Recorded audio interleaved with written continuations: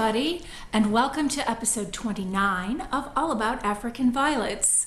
I'm glad you're here. All About African Violets is musically sponsored by Ted Yoder.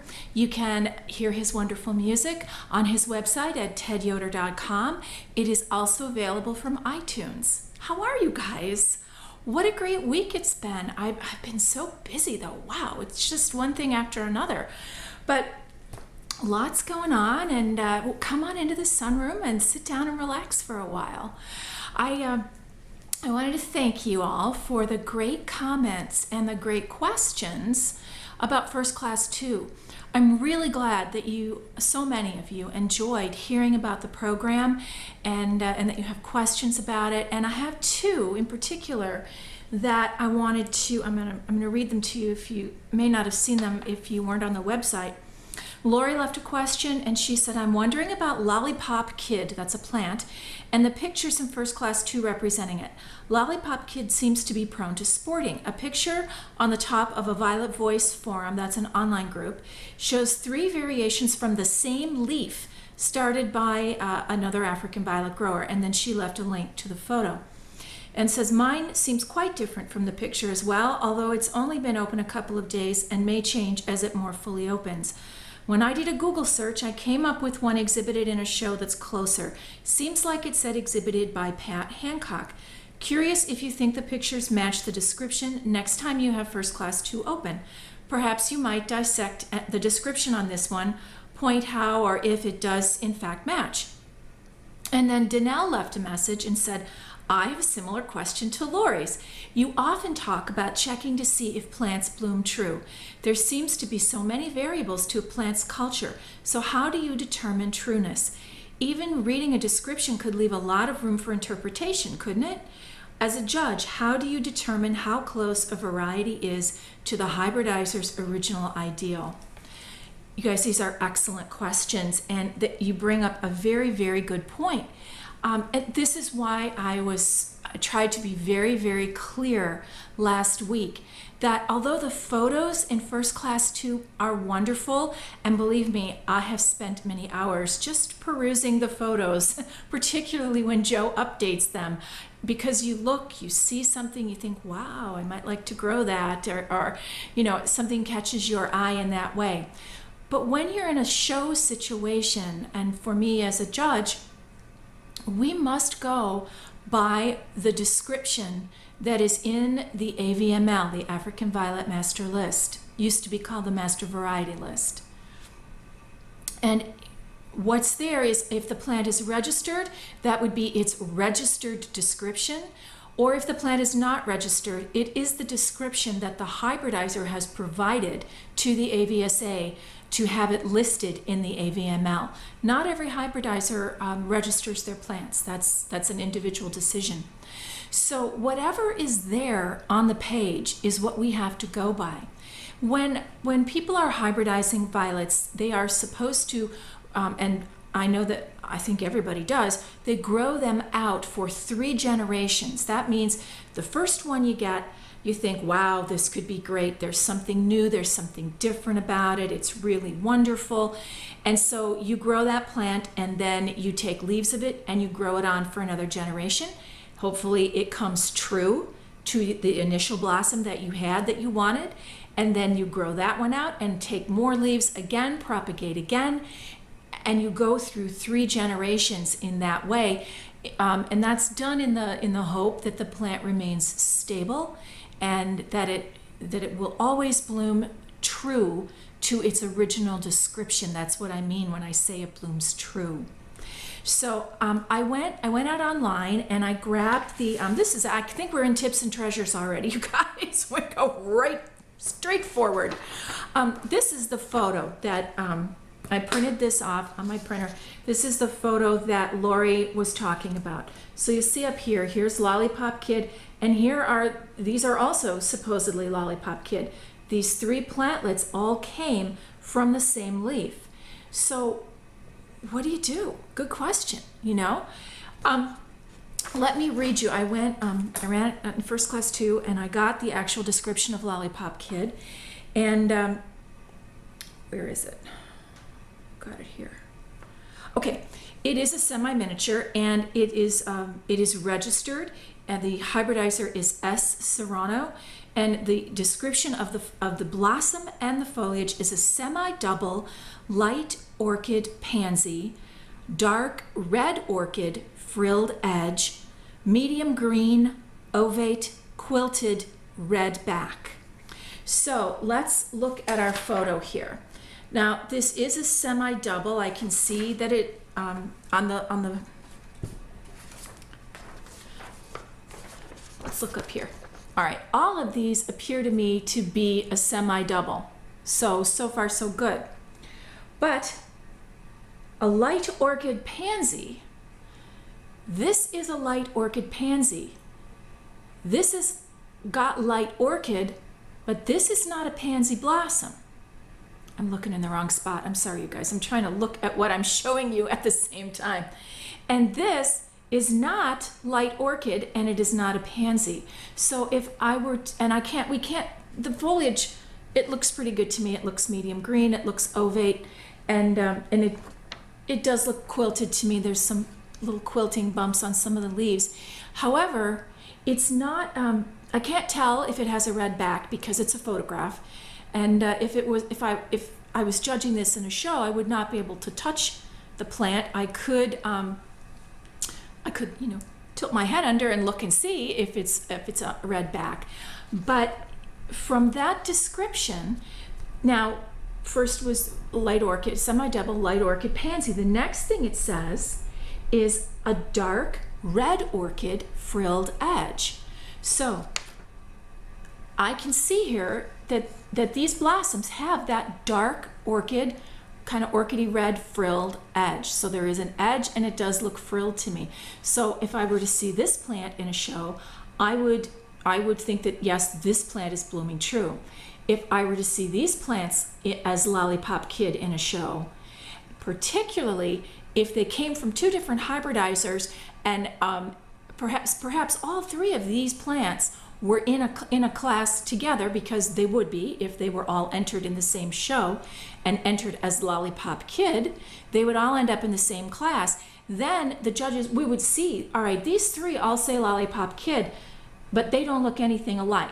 That's when we get the master variety list, or we ask the classification chair to please give us the description of Lollipop Kid. And then we would go from there. Now, if you know that these are a sport of Lollipop Kid, you can enter them in the sport class, which is truly where you should enter them.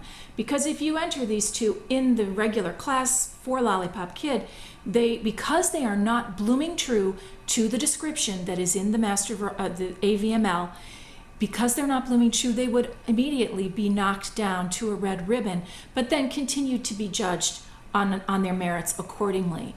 So I hope that answers your question, and this is why it's so important to not use the photos in first class 2 to try to identify a plant. Culture, as Danelle, as you said, culture is different. The water at my house, the mix that I use, the pots that I use, the lights that I use, the different areas in my home where I grow, the temperature in my home, those are all the things that affect culture. Those become the culture of our plants. And also the care that they receive, consistent care. So all of those things can affect how a plant will bloom. Temperature, I would say, probably has the most effect on the color of a blossom.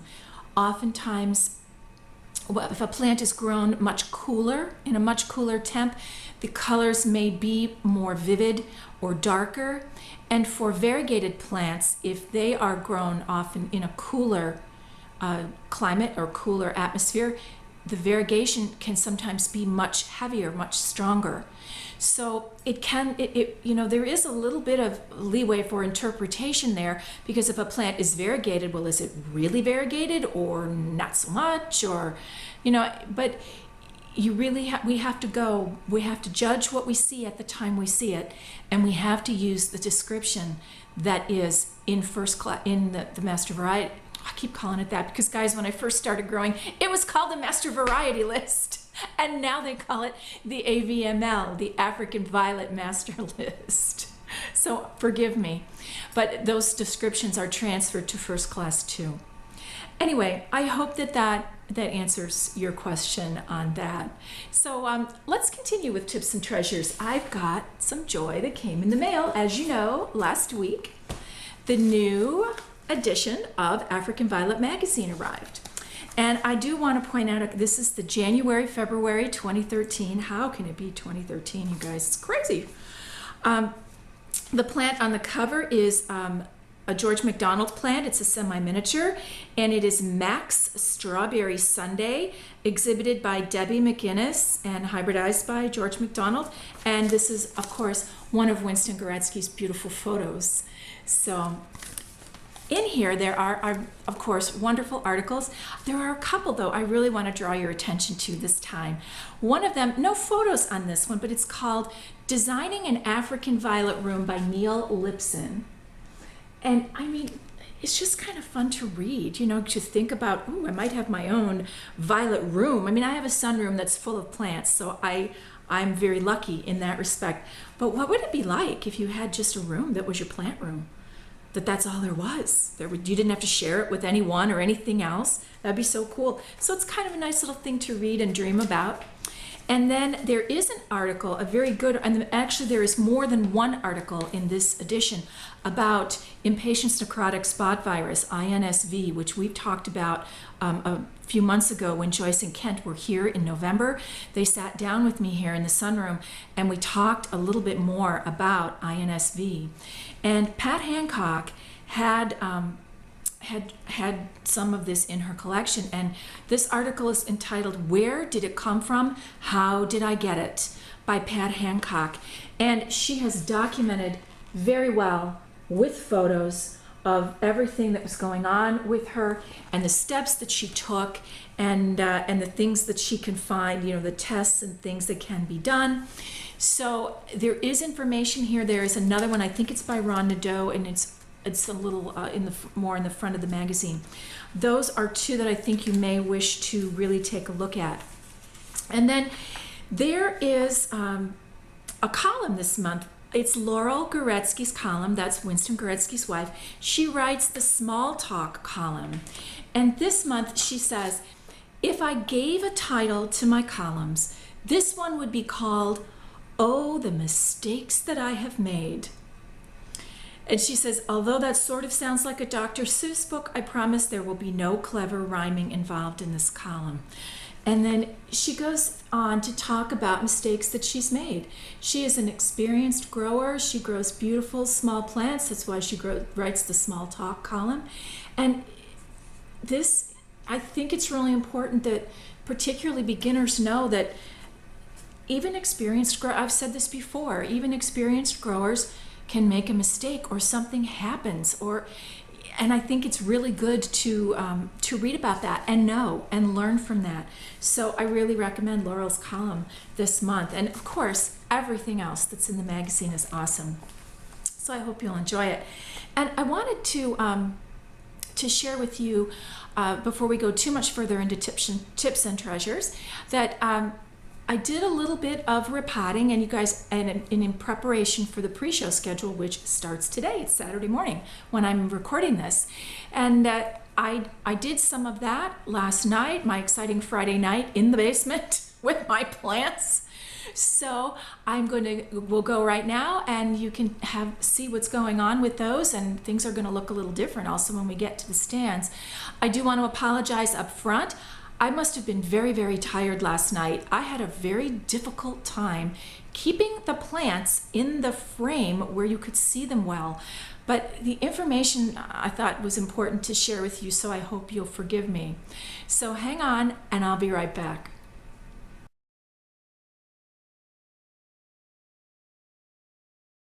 Hi everybody, down here in the basement on the potting bench.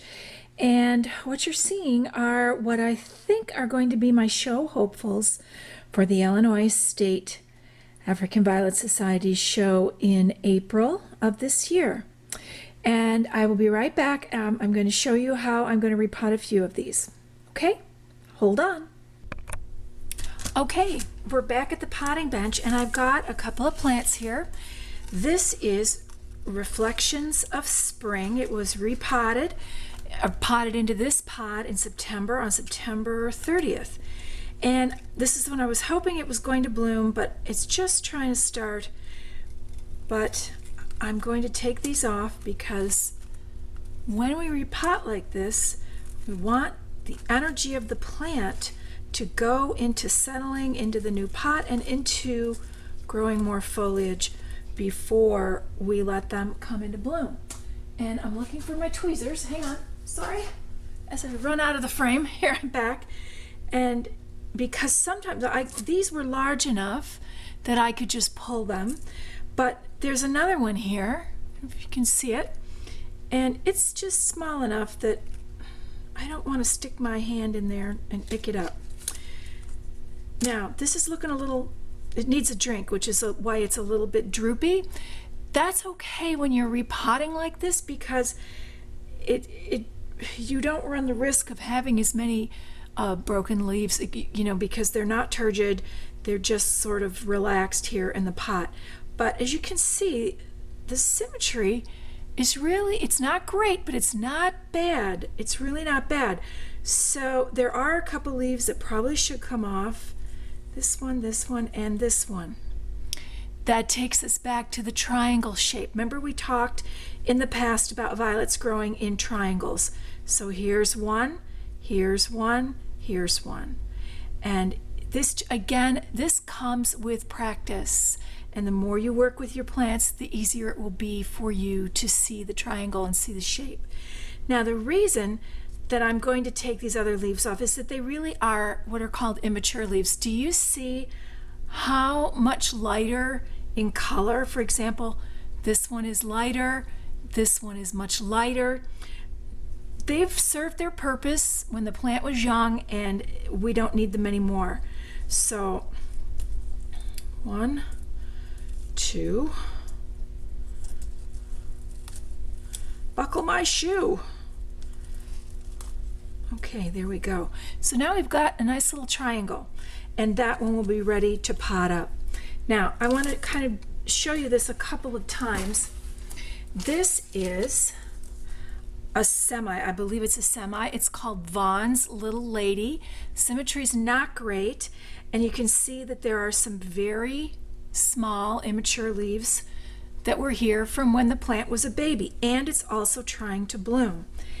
So first I'm going to take the blossoms, and because this is a much smaller plant, I'm not even going to try to get my great big fingers in there. I'm just going to use my tweezers and find anywhere that it's trying to bloom, and I'm going to remove those blossoms.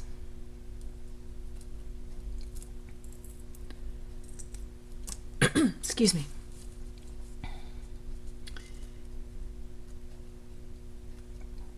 There, I got 4 little bloom stalks off of there. Now, let's look at this again because it's not looking great. So I'm going to take some leaves off of here. And I wonder, let me try to get a little bit closer. Hang on, let's see if this will work. Hold on, I'll be right back.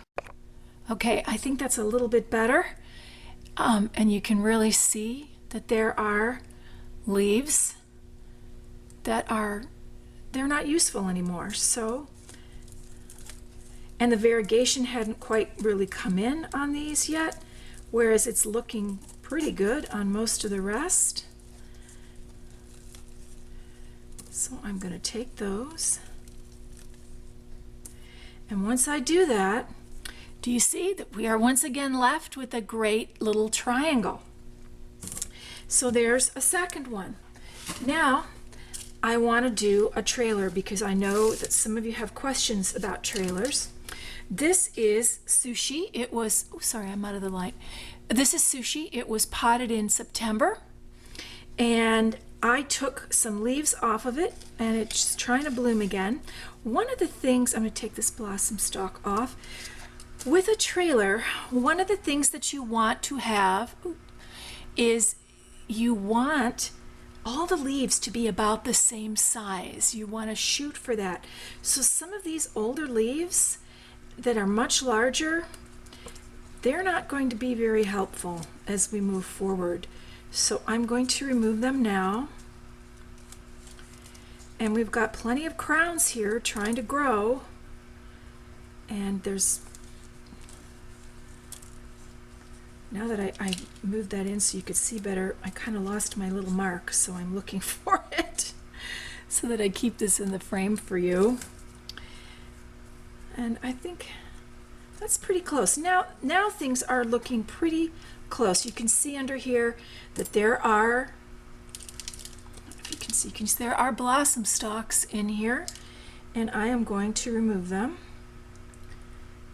because, again, they're not going to help us for what we need right now.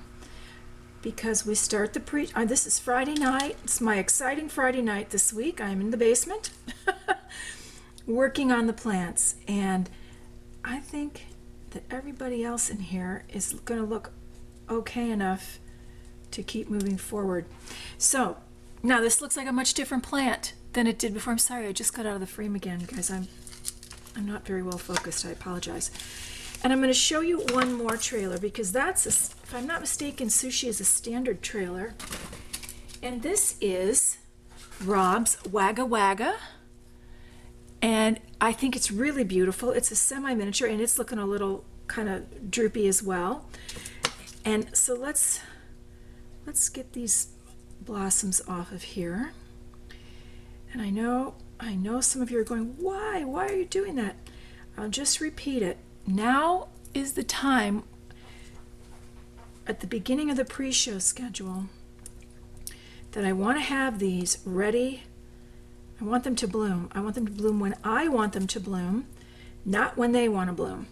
So I will go ahead and remove the rest of these because this is getting boring, I'm sure, and I will be right back to show you the next steps. Okay, I'm back. So I've taken all the blossoms off of this, and for a trailer to go to show, you have to have at least 3 crowns that are all blooming.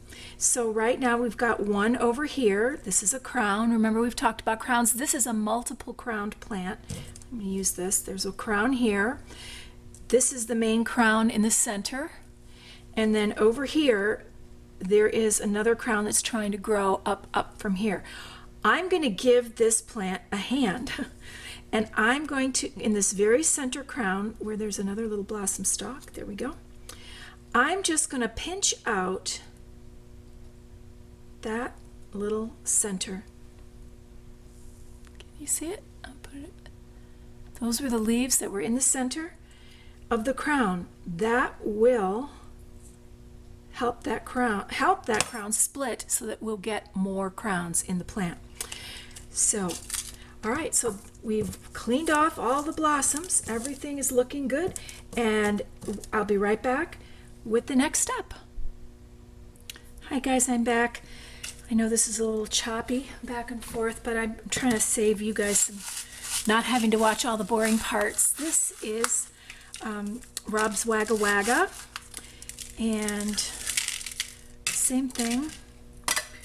This is a trailer. Now, I don't have any trailers usually, sorry, I'm out of the, there we go.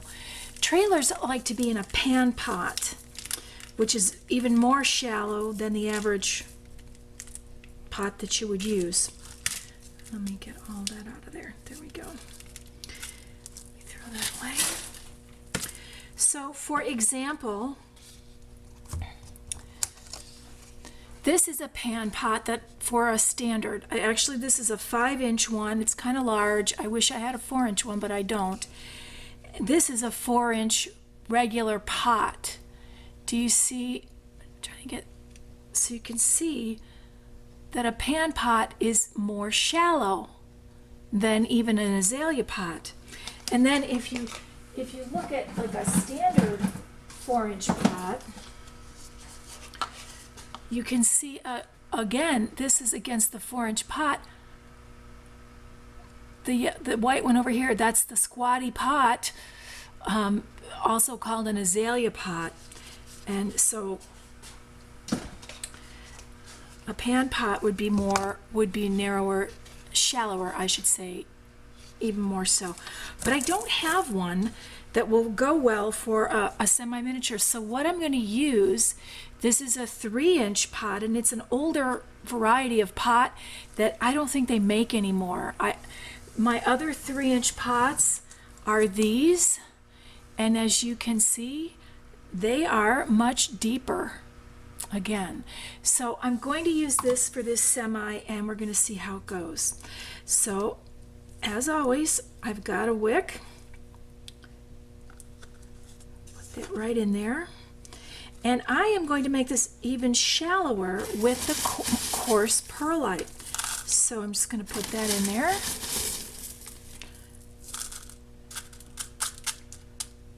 And then I lay my wick right over the perlite, and then, pardon me, I'm just going to put a little bit of dirt in the pot. And then I'm going to just gently take this, and because the leaves are a little floppy, it's going to be easier to get this in the pot. Now I'm going to fill it in with regular potting mix. I'll water it in, and we'll see how it does.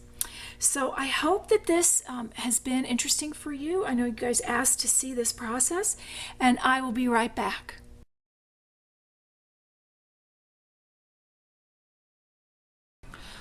So sorry about moving things around. I have to make my mark with a red marker. I think that's the only way. I mean, I could see it there as I was when I was after I did it and was watching it back. I was like, oh my gosh, I can see the mark when I'm watching it. Why can't I see it when I'm actually holding the plant in my hand? Mostly because I'm actually looking at the plant, I suppose. Anyway, I hope that was helpful for you. Repotting for show. I mean, obviously I am pretty much only potting up. I don't have any really established plants other than Western Moon, and it was repotted in early December, so I didn't feel that it merited being repotted again right now. It should be fine to go to show, hopefully, in the pot that it's in.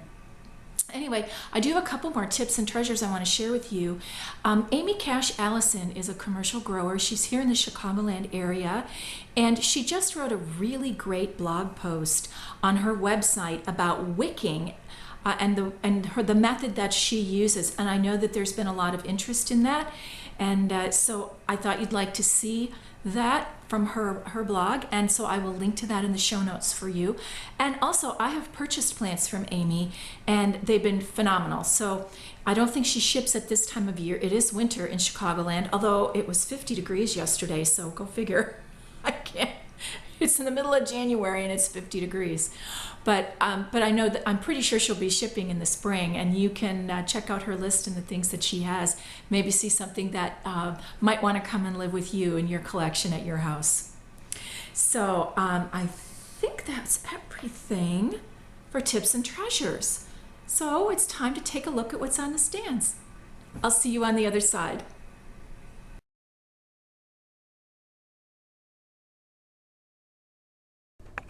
Hi everybody, we're here in the guest room, and you'll notice there are a lot of plants up here. Here's poor Sushi in a pot that is way too big, but I really didn't have anything else that I thought would be a good choice, so we're going to take a chance and see how it goes. Here's Pixie Blue. Here's Rob's Wagga Wagga, and you'll see that it has come right back, popped right back up after being a little bit droopy last night. Over here is Vaughn's Little Lady. Here is my new start of Rob's Antique Rose. That came from the Box of Joy. Here's Optimara, Little Creek Girl. I'm not so sure about this one. And here's Blueberry Sprite. So, second shelf. Here is Optimara Hawaii. Do you remember that this was the first leaf that sprouted when everything was still on the stands? Everything was just leaves.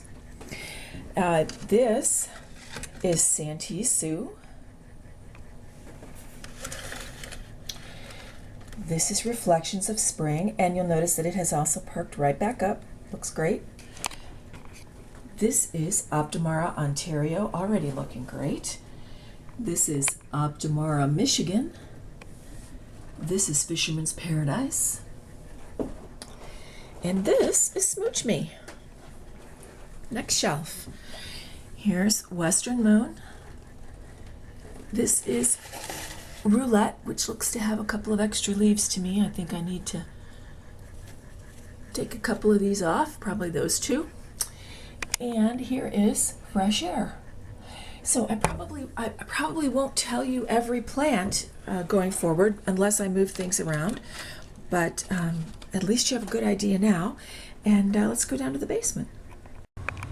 Well, here we are in the basement. Things are looking a little different, aren't they? Well, you can see that I took quite a few plants from here, and this is actually the other start I had of Fisherman's Paradise. I wanted to try to grow one down here and one upstairs and see how they do. I also took some plants from here as well, and also from over here. So no change under the dome. I did not have time last night to do anything with these. I did all my repotting on Friday night. It's Saturday morning now. Let's go and take a look at the baby stand. Here's the Smithiantha cinnabarina, and things are looking a little better in here. It looks to me like it's possible that some of the newer growth, see it right in there, might be a little more cinnamony in color. I guess, again, just have to wait and see. And here's my pink Agachu, and it is, I think it's starting to do pretty well. Let's see, let me turn it a little here. Yeah, things are looking a little bit better for this one. I don't know, we'll just, again, this is going to be a wait and see. I don't normally grow apicias, and but you know, like I said before, it's always good to change it up. Okay, let's run up to the sunroom. Well, some changes going on here in the sunroom. It looks like a plant convention up here, doesn't it? I moved a lot of stuff that was in the guest room out here. Again, some temperature reasons, some changes, and the fact that we're on the pre-show schedule, and I wanted to have all those plants. Oops, sorry, I ran down to the Gesneriad shelf. All those plants in one spot. Here is the Gesneriad shelf, by the way. Everybody looking good. I'll tell you what, this Petrocosmia caryi, you cannot let it dry out or it wilts right away. I have to be very careful. I'm going to do some research. This might be a plant that might be happiest to be continually on a reservoir, to be wicked and be on a reservoir. I'm not sure yet, but I'm leaning toward that. And then back up to the top, just go on over here. And these are all plants that you already had seen. They've all just been moved out here. All right, let's go take a look at the big box violet. Well, here we are. We're at the big box violet, and you can indeed see that it is getting ready to try to bloom here again. And it's got another blossom stalk coming over there. So I'm really happy about that because it's a beautiful addition to the sunroom. It adds beautiful spot of color. All right, well, that's the look at what's on the stands this week. I'll be right back.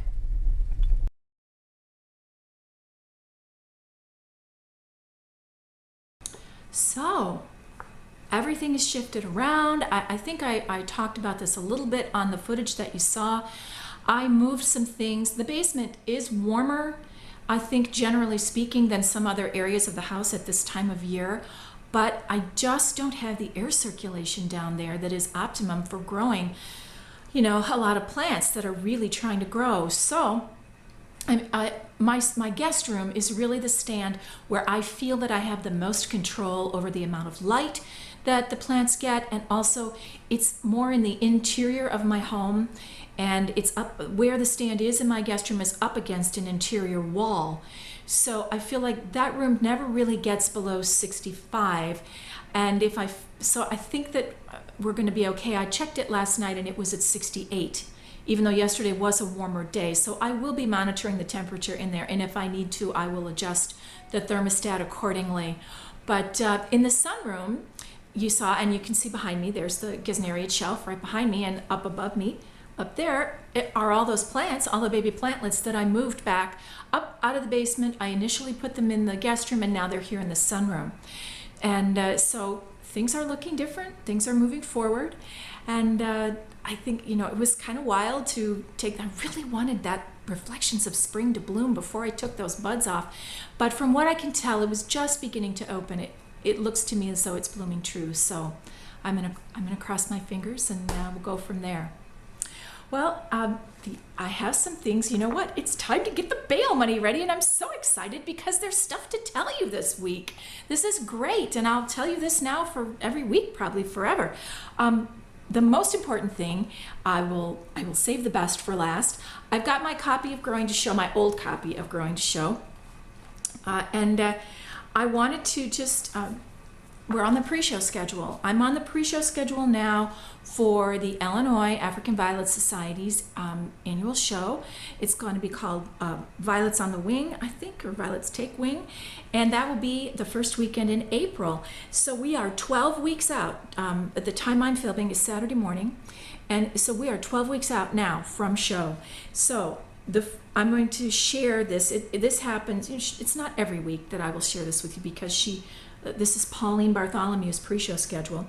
And what she says for week 12, remove leaves, pot down necks or pot up, foliar feed once in addition to regular fertilizing program. So the only thing that I don't do that Pauline suggests is I don't foliar feed my plants. The only reason that I don't is that when I was learning, the folks that I was learning from, this was when I was in Ventura, in the Ventura Club. Hi, you guys, if you're watching. And I learned from them, the folks there, that foliar feeding can be a little touchy, and you have to be careful, particularly with variegated plants, which I really love to grow. Too much of foliar feeding, I was told, can cause them to really green up, kind of lose their variegation. So I wanted to avoid that at all costs. So I've never foliar fed my plants, and I've never had any problem with them. My plants have always grown well without it. So that is, many people do it. They have great success. This is just another example of sometimes one person does one thing and sometimes they do another. So the big news is that the convention information, the AVSA National Convention 2013, Violets Dance Across Texas, will be in Austin, Texas, the end of May, beginning of June. All the info is now up on the website, on the AVSA website. I will link to it in the show notes. You can print it out. You'll be able to see the tours that are available should you desire to take any of those. You'll see the programs and the speakers who will be speaking, and there is an agenda, so you'll see when the showroom is open, when you can enter plants, when you can, when the awards banquet is, when you can get into the showroom, when the auction is, all of that stuff. There's just a lot of fun to be had if you are interested in African violets. And also, of course, there is one of the best commercial sales rooms in the country. All the big commercial growers will be there, and there will be a lot of plants for sale. New introductions for 2013. Convention is always fun. So that's the big news. So start saving to get the bail money ready, okay? Well, it's time to keep moving forward. And, I had a couple people, particularly those of you who are knitters, ask me about the scarf I had on, the wrap I had on a couple weeks ago. And so I wanted to tell you that it is one that I knit. The pattern is called Clapotis, Clapotis, I think it's a French word. And it is a free pattern on knitty.com. I will link to that in the show notes for those of you who are interested. And it was the It scarf shawl a number of years ago, and I missed the bandwagon somehow, and I didn't knit mine when they first came out. I knit mine, and I loved knitting them so much. I think I knit like 8 or 9 of them for gifts for people. You can make it as a scarf or as a shawl. Mine actually, I made it as a shawl. This is actually made in the yarn that the pattern called for, which was Lorna's Laces Lion and Lamb. And this is the Black Watch colorway. And this is the one I kept for myself. I actually have a couple, but this is the one I use the most. This is 50% silk, which makes it really soft and nice to have next to your skin. So it's a great scarf or shawl. As I mentioned, minus the shawl. That means I did one repeat wider and one repeat longer of the actual pattern. Very easy, becomes mindless, easy train knitting. So great pattern, recommended highly. The sweater I have on today is a Banstead pullover. Again, very easy, wonderful. It is my favorite sweater anymore. It is made of Barocco Remix. So there's no wool in this one. This is a great transitional sweater between seasons, and I wear it around the house a lot because it's very soft, and all the fiber in it, there is no wool. It's all recycled fibers of different stuff, and it's got some silk in it as well, and it's great. And the Banstead is a very, very simple and easy pullover to make. So, well, you guys, thanks for being with me this week. Thank you for coming back. I'm glad if this is your first podcast that you've watched, the first episode of it. I'm glad you're here, and I hope that you will come back. And I hope that your days are filled with all the things you love. Good growing. I'll see you next time.